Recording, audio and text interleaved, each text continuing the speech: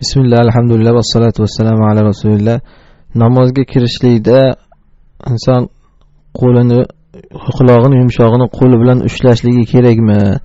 Ya'ni takbiratul ihromda Allohu akbar deb namozga kirishda bu qo'llar, barmoqlar bilan quloqning yumshog'i ushlanishi kerakmi degan savol bo'libdi.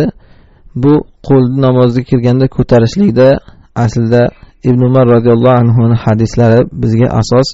Sahih Muslimda kelgan hadis, Ibn Umar radhiyallohu anhu aytganlar: "Kana Rasululloh sallallohu alayhi va sallam idza qama lis-salati rafa'a yadayhi hatta takuna hadwa mankibayhi, thumma kabbara."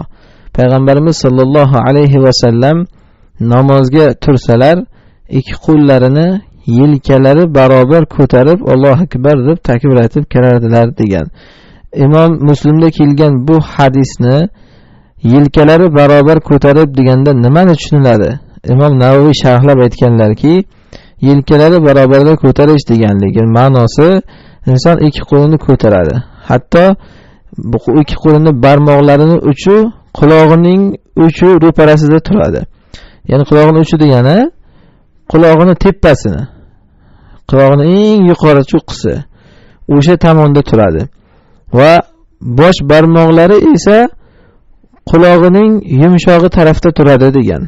Qulog'ining yumshog'i ro'parasida turadi degan. Va insonning bilagi esa yelkasi barobarda turadi degan. Shunaqa qilinganda yuqorida hadisda aytilgan ma'no chiqadi. Lekin mana yuqorida hadisda yelkasi barobar qilardi dedi. Hech qayerda hadisda ikki qulog'i bilan o'sha yumshog'ini qo'li bilan ushlardi degan joyi yo'q. Shuning uchun bu sunnat emas. Ikki quloqni ushlab Allohu akbar deb takbir aytishlik. Faqat shu ro'parasiga qilinadi xolos. Hanafiy mazhabida bu narsa qo'l bilan o'sha quloqning yumshog'ini ushlash kerak deyilgan.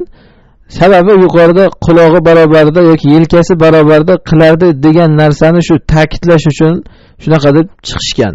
Bu yoki shu qulog'ini yumshog'ini ushlasa to'ppa-to'g'ri qulog'iga borgan bo'ladi degan ma'noni aytishgan.